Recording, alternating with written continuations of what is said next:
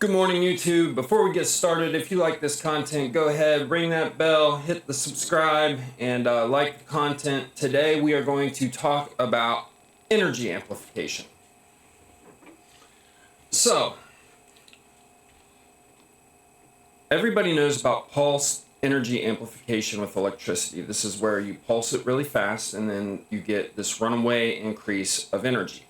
Okay, so I had an idea for how we could use echoes to achieve energy amplification. So first, imagine I'm a tuba player. So a lot of my theories, they rely on horns and stuff. That's just kind of how I think. So let's say that we have a horn like this. And then we have a wall over here. Okay? When you play a sound on the horn, it goes this way. Okay, and it's a waveform like this. Okay, it hits the wall and then it bounces back and you get the echo. Okay, and the echo is the same thing. It's another waveform. Now, this one is a little bit smaller because it's just the echo. But if we time it right, there's a moment when this echo comes back toward us and gets to the same spot that our horn is. If we play another great big pulse, the moment the echo hits, then the sound that we make in this pulse will be a little bit higher this time. Okay, so that sound goes out and hits and echoes back. This echo is a little bit louder the second time. So when it gets back to the horn and you play another pulse, you get an even louder. Okay, and you see how this goes. Every time the echo gets back, you play another pulse. That pulse makes a louder sound, and then the louder sound echoes back a little bit stronger, and then you just amplify it like this. Okay, so this is how I was thinking about it when I came to this idea, but this actually applies to a lot more things than just horns and walls and such. So, let's talk about ropes. Ropes also have reflections of waves in them. So, let's take a look at this video, and then we'll talk about it once it's over. As I send a single pulse down to this fixed end, you can see that it reflects upside down on itself. If I send a rhythmic pulse, it reflects on itself. This is the fundamental mode. Sending the pulse at twice the frequency results in the second harmonic. If I triple the frequency, I get the third harmonic.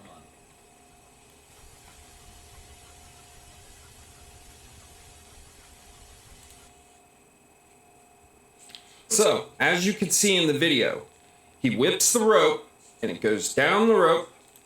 As I send a single pulse down to this fixed end, You see, the pulse goes down, and then it reflects back. If he doesn't do anything, it just echoes back and forth, and it just until it wears out. But if he puts another pulse, as soon as the pulse gets there, all of a sudden you set up this standing wave. And the standing wave is the jump rope going up and down, up and down. And if you, depending on how you interact with the reflection, depends on how many nodes you get inside the wave. So you can see down here. The third harmonic.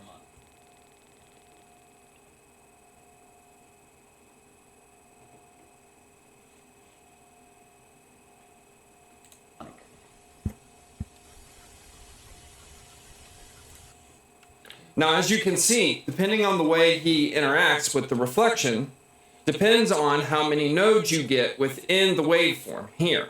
See, you have 3 nodes where it's holding still. So depending on how many nodes you have depends on the power that you're getting out of the rope, or in this case, energy, okay? Because whether we're talking about it in terms of a horn playing with an echo, or a rope doing the same thing, or reflections of electricity within a copper wire. And that brings me to the Smith chart. This complicated thing is how you measure reflections inside of a copper wire with electricity, okay? Now, you can see here that we use this to figure out impedance matching. So what you want is you want a length of wire that's the same, that has the same amount of resistance as the power that you're going to send across it. That way you get this perfect jump rope like effect and not all, not all kinds of crazy waves. Okay? But pulse amplification basically comes back to the fact that you're timing your pulses with the moment the echo comes back to you after hitting the end, whether that end be somebody else holding a rope, or the end of the copper wire, or even the inside of a plasma globe. Okay, see where I'm going with this? So that's my idea, pulsed energy amplification and how it works. Tell me what you think in the comments and be a free thinker.